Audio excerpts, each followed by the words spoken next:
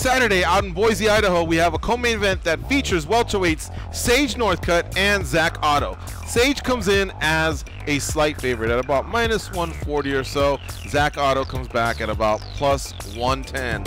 Dan, Tom, what do you think goes down at 170 pounds over there in Boise, Idaho? You know, this is an interesting matchup. I can see why Sage is favored, and I agree with him being favored. He's got a lot of athletic upside.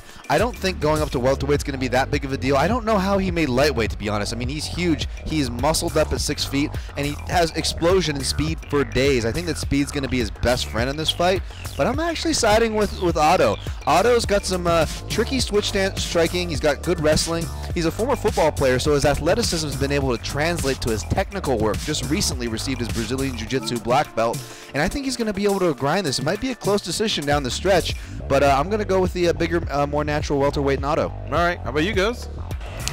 I was on the fence. Here's my dilemma.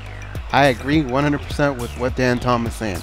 I think Zach Ottow's path to victory here is to just make it into a dirty, grimy type of fight. I think he can catch Sage Northcutt slipping in that sort of a fight.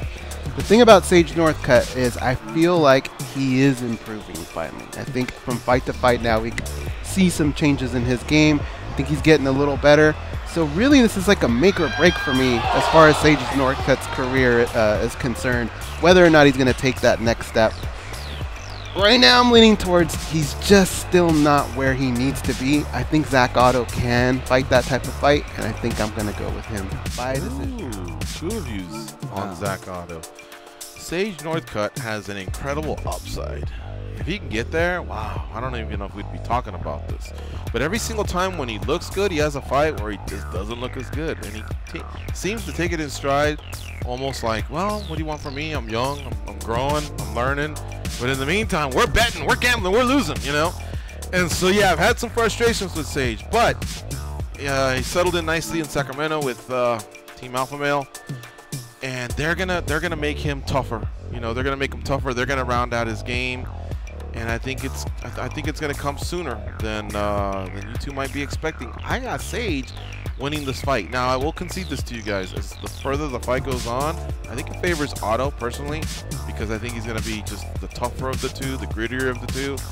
And Sage is really tough when he's out in front. I don't want to call him a front runner, because sometimes that doesn't go off too well in the MMA community. But he's just one of those guys where if he's putting it on you, he makes you look bad, and I think he frustrates his opponents. But if he doesn't, and the opponent can weather a storm or two, then that's when the pendulum swings over to the opponent. But I'm going to go with Sage Northcutt. I'm going to think he gets it done.